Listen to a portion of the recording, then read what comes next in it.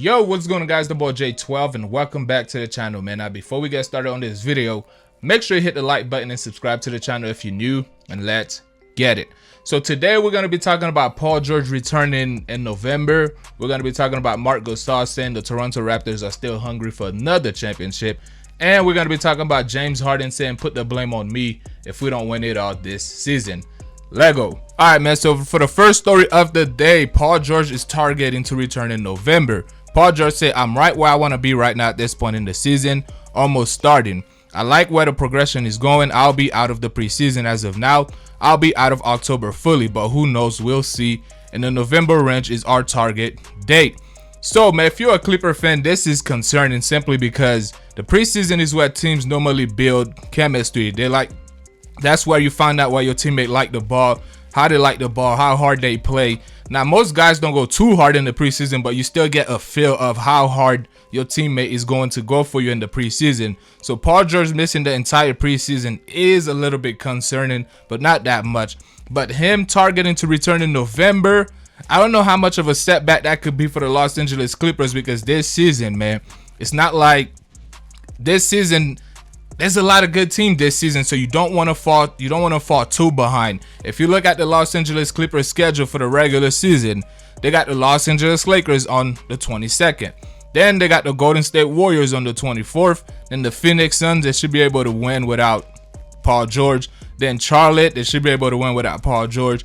Then you have the Utah Jazz, and then you have the San Antonio Spurs, and then you have the Utah Jazz again. But the Utah Jazz one is questionable. Paul George might return by that time, so we don't know. But we're looking at possibly 4 games that the Clippers could lose without Paul George out of the first 6 games if Paul George were to return in November, man. So you don't want to fall too behind when the regular season starts. And keep in mind how Kawhi Leonard is also going to be needing his load management. So I don't know why everybody keeps saying the Los Angeles Clippers are automatically going to be the #1 team in the Western Conference.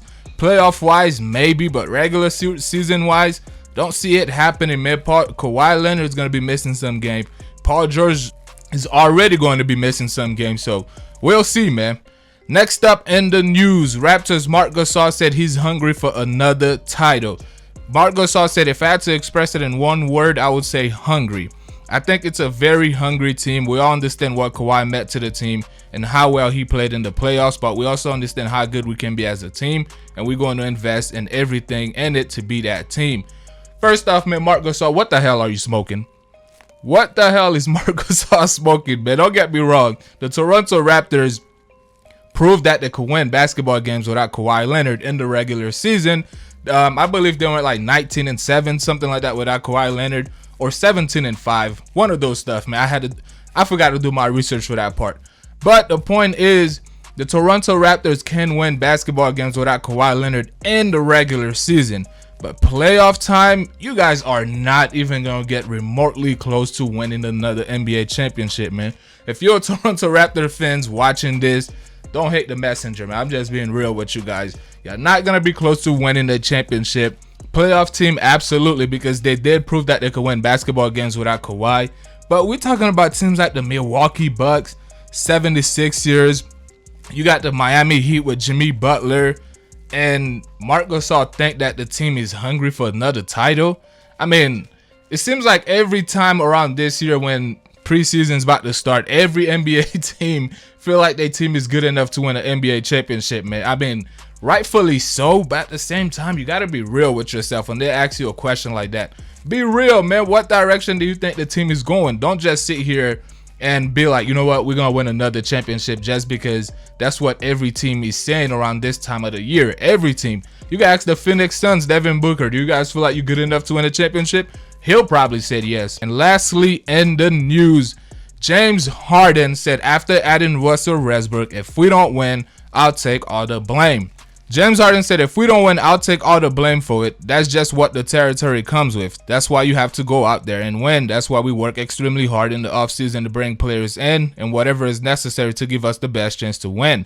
I know what's at stake.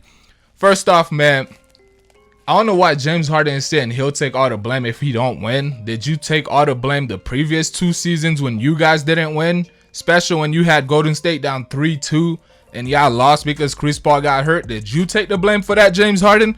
I don't recall you taking the blame for that. That probably was the best position the Houston Rockets could have been in to win a championship, because the Cleveland Cavaliers, they only had LeBron James, man. The Cleveland Cavaliers was not that great of a team. That year, in my opinion, the Cleveland Cavaliers did not belong in the finals, but LeBron James was able to carry them all the way to the NBA Finals and got swept. So you're up 3-2 against the Golden State Warriors. Chris Paul got hurt. You had 2 chances to put them away. Game 6, all right, it was in Golden State house. I'll give you a pass. But Game 7 was at your house. You was up, though. I believe the Rockets was up like 12, 14 points. And you let the Golden State Warriors come back and win Game 7 at your house. I don't recall you taking any blame for that, James Harden. Now all of a sudden, you guys have Chris Paul. If you don't win, you're going to take all the blame? I don't know, man, but we'll see what happened this season, man. I'm excited for this season. Preseason haven't even begun yet, and we have plenty of news. There's plenty of topics that I could have talked about, man, but I just chose those 3 because I felt like they were more interesting than the others. But let me know how you guys feel in the comment section below, man. Do you guys feel like the Clippers are going to be just fine with Paul George possibly missing the first 6 games of the season? Do you guys feel like the Toronto Raptors have any chance of winning the NBA championship this season? And also, how do you guys feel about James Harden saying he'll take all the blame? Let me know in the comment section below, man. Your boy J12 is out of here. Peace.